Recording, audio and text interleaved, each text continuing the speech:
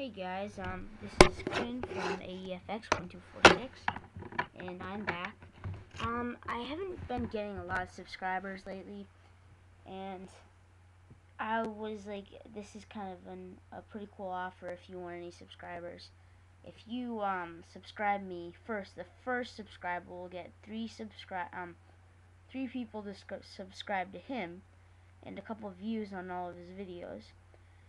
And all of the other subscribers will get one person to subscribe and a couple of views on their videos. So if you just need a subscriber, go ahead and subscribe me. I'll subscribe you back.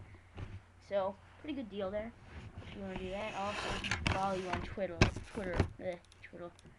Yeah.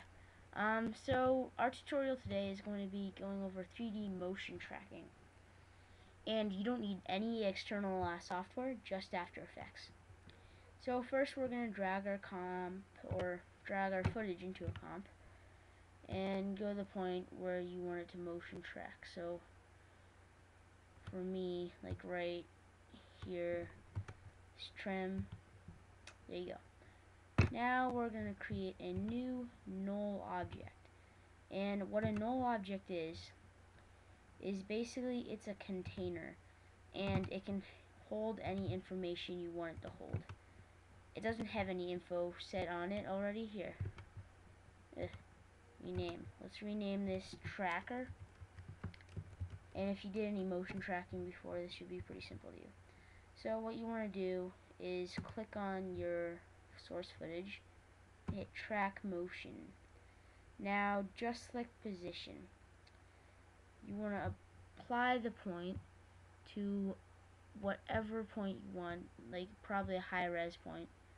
For me, the eyeball. Can't really see it that well, of course. This is not very good lighting. Let's hope this works well. That looks okay. Nope, that doesn't look okay. So let's reset that and go back to frame 1. And we have to have it, this eyeball, over here. Okay, let's do something to make it a little easier.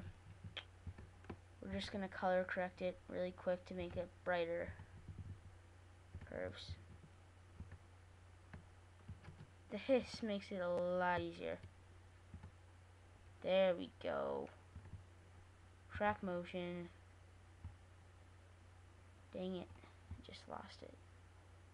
Should have known that it doesn't keep it. What's tracking? Or you're setting a track point. That looks about good. Now let's try it and see how bad it is. That looks good for the quality we have. And we'll go ahead and take a look at that. It moves around with somewhat where the eyeball is. So let's go to edit target. We want it to apply a tracker. Now apply X and Y only. And now you got your null that is tracking that point on your eyeball.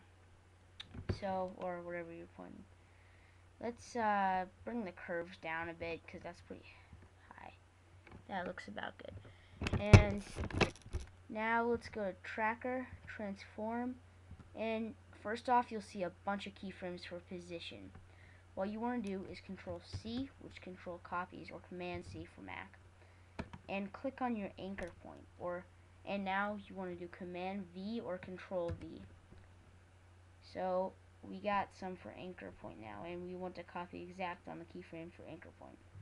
Now we can uncheck our position stopwatch, and we get the anchor point. Now we want to make a new camera, and that allows us to move around a bit in 3D space. And yeah, say okay, that's good. Now we want to parent it to the tracker. So we have a 3D camera, a real 3D camera.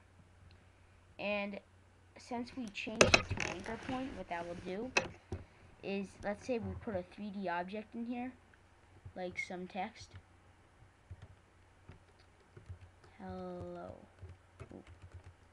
Hello. And we just make the 3D, transform, kind of change it like that, it will move with it, because since our anchor point is changing, the text 3D stuff will change. That doesn't look all that good, but yeah. So now we're gonna import, or just take your same footage and put it over your other footage. It's kind of hard to explain. So take basically your same source footage, and here we go. Drag it into the comp and match up the timelines.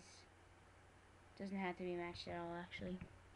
And what I'm gonna do is take, since I'm doing the eyeball, I'm gonna take a rounded circle, make about what I think the eyeball size will be. Ooh, and drag this. Oh gosh, I should lock the mask, but I'm too lazy to do that. Oh boy, what did I just do? So, mask 1. Let's delete mask 1, and we don't want mask 1, so